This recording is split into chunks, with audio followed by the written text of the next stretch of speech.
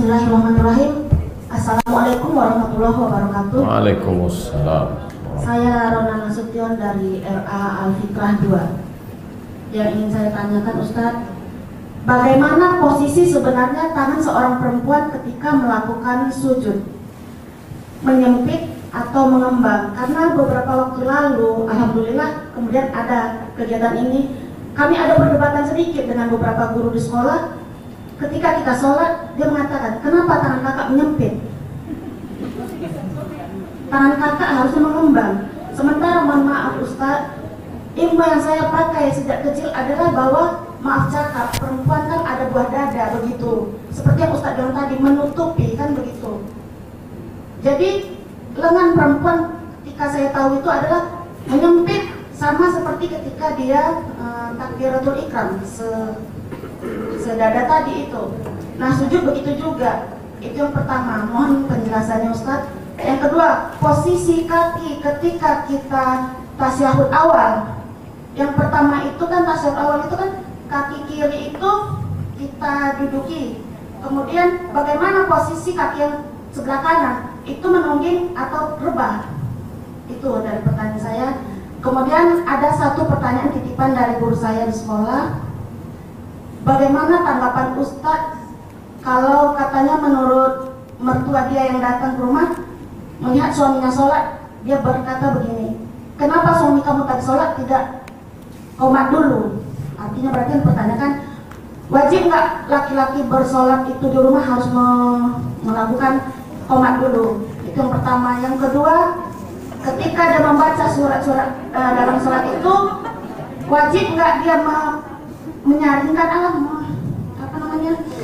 mengeraskan suaranya, minimal dirinya sendiri yang mendengar. Demikian saja Ustadz. Assalamualaikum warahmatullahi wabarakatuh. Langsung. Sallu kama ra'aitumuni usolli. Salatlah kamu sebagaimana aku salat. Tak ada dibedakan antara salat laki-laki dan salat perempuan. Lalu hadis yang umum tadi, sallu kama ra'aitumuni usolli, dikhususkan lagi hadis semakin tertutup bagi perempuan maka lebih tertutup lebih baik. Tangan, kalau begini terbuka, kalau begini tertutup lebih baik. Ketika sujud, laki-laki mengembang, maka perempuan lebih tertutup lebih baik.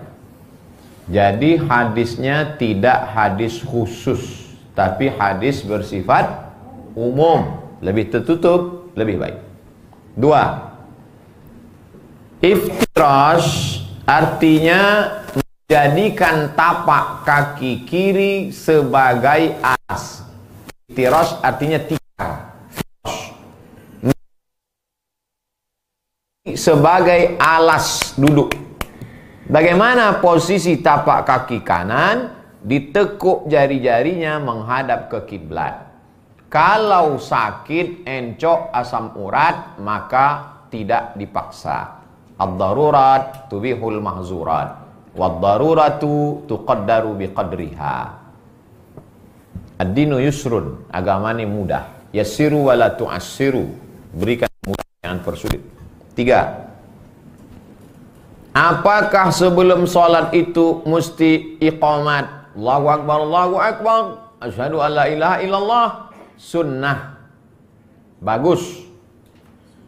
Beli buku fikih Islam Sulaiman Rashid, bahasa Indonesia. Sulaiman Rashid tamat Al-Azhar Kairo Mesir tahun 1935, 10 tahun sebelum kemerdekaan Republik Indonesia. Diangkat oleh pemerintahan Belanda dan Jepang menjadi pengurus ketua urusan agama Islam di Lampung. Jabatan terakhir Rektor YIN Raden Intan. Buku ini bagus, dipuji oleh Buya Hamka, mazhab Syafi'i, supaya kita tahu dasar mana sunat, wajib, rukun, makruh, supaya bisa dibedakan mana yang rukun, mana yang wajib, mana yang sunat, mana yang makruh. Bahwa iqamat itu hukumnya sunat. Ibu mertuanya tadi bagus, mau mengingatkan menantunya. Kalau menantunya paham, terima kasih ya Bu, iqomat itu sunat Bu. Tapi kalau dia tak paham, dia tersinggung, mau tahu aja emak kau itu. Ini masalah komunikasi. Masalah kalau sholat sendiri, terlambat sampai ke rumah jam 10 malam, mau dijamak, qasar, jamak, takhir, sholat, mau dijamak, tidak pakai qasar karena sudah sampai di rumah, maghrib dengan isya, jahar. Sholatnya dibaca jahar. Sholat malam, jahar.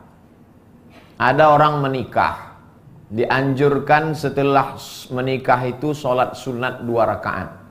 Namanya sholat sunat zawaj.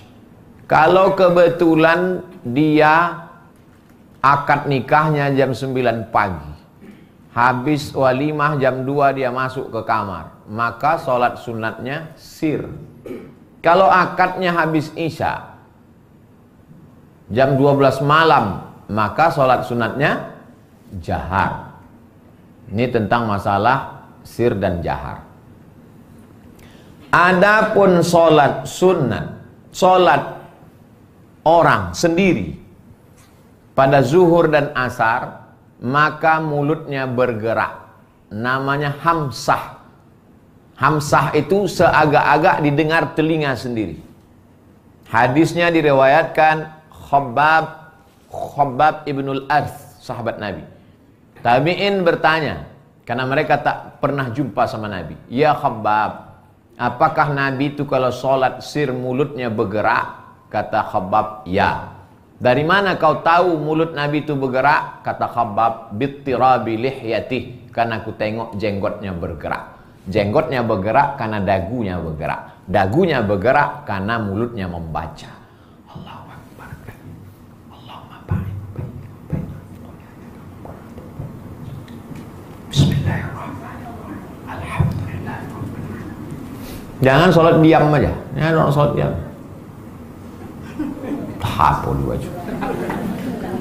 Walaupun sholat sendiri, tapi kalau sampai didengar orang di sebelah, tashwish, mengganggu, makruh. Jangan gara-gara ini nanti habis sholat zuhur, Allahu Akbar. Alhamdulillah. Wallahu a'lam.